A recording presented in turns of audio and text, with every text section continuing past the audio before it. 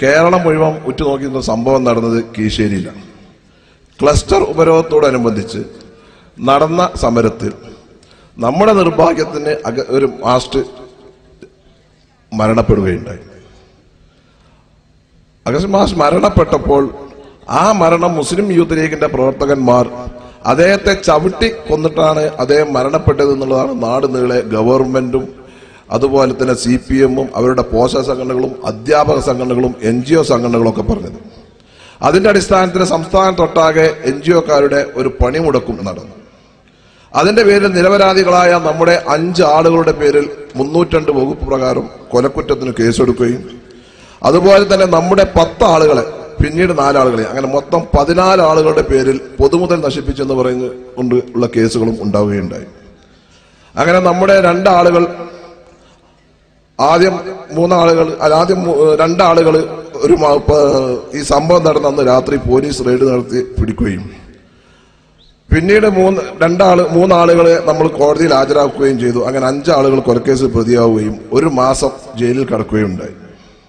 ഇങ്ങനെ ഒരു സംഭവം നടന്നോ ഇല്ലേ എന്നുള്ളത് എനിക്കും നിങ്ങൾക്കും നന്നായി അറിയാം. അദ്ദേഹം ഇവിടെ സാജി സൂചിപ്പിച്ചതുപോലെ മുമ്പ് അസുഖമുള്ള ആളുകളായിരുന്നു. അങ്ങനെ അദ്ദേഹം മരണപ്പെട്ടു.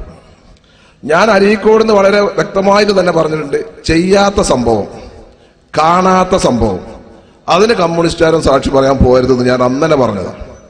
ശങ്കരപ്പണിക്കർ പോയാൽ കാല് വെട്ടുന്നു ഞാൻ അന്ന് പറഞ്ഞിട്ടുണ്ട്. അത് ഞാൻ ഇപ്പോഴും ആവർത്തിക്കുകയാണ്.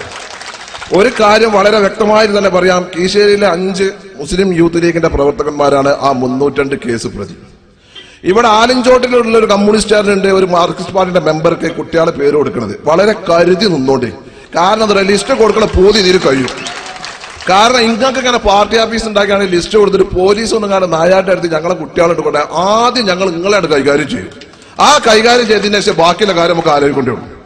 അതുപോലെ തന്നെയാണ് ഈ കേസിന് സാക്ഷി പറയാൻ ഇനി 3 ആളുകളെ തിരിച്ചറിയാൻ വേണ്ടിക്കാണ്ട് ഒരു വിജയൻ എന്ന് പറഞ്ഞ ഒരാൾ കൂടി പേര് കൊടുത്തിട്ടുണ്ട്.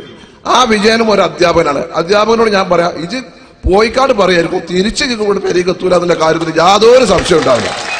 ഈ കേസിനെ സംബന്ധിച്ചിടത്തോളം എറണാകുളം നിയോജകമണ്ഡലം മുസ്ലിം ലീഗ് കമ്മിറ്റി ഒരു തീരുമാനമെടുത്തിട്ടുണ്ട്. അതിന്റെ പ്രസിഡന്റ് എന്ന നിലയ്ക്ക് ഞാൻ പറയുന്നത്, ഈ കേസ് കോടതിയിൽ എന്തെങ്കിലും വരികയാണെങ്കിൽ, ഇതിന് എവനെങ്കിലും സാക്ഷി പറയാൻ കോടതിയിൽ എത്തുകയാണെങ്കിൽ അവൻ ജീവനോടെ തിരിച്ചു പോരുകയില്ല അതിന്റെ കാര്യത്തിൽ യാതൊരു സംശയമില്ല. നിങ്ങൾ ചെയ്തോണ്ട് ബാക്കി ഞാനേറ്റു. നിങ്ങൾ യാതൊരു ബേജാറാണ്ട. ഇനി പോലീസുകാരോടൊരു കാര്യം പറയാം, നിങ്ങളുണ്ടല്ലോ ആരെങ്കിലും വന്ന് കാണാൻ രാത്രി 2:30 മണിക്ക് 3 മണിക്കുള്ള ആ റെയ്ഡ് ഉണ്ടല്ലോ, ആ പരിപാടി നിങ്ങൾ നിർത്തിക്കൊള്ളണം. ഈ നിർത്തിയിട്ടില്ലെങ്കിൽ ഞങ്ങളെ സ്ത്രീകളും ഞങ്ങളെ കുട്ടികളും ഞങ്ങളും കൂടി നിങ്ങളെ കൈകാര്യം ചെയ്യും. അതിന് യാതൊരു സംശയം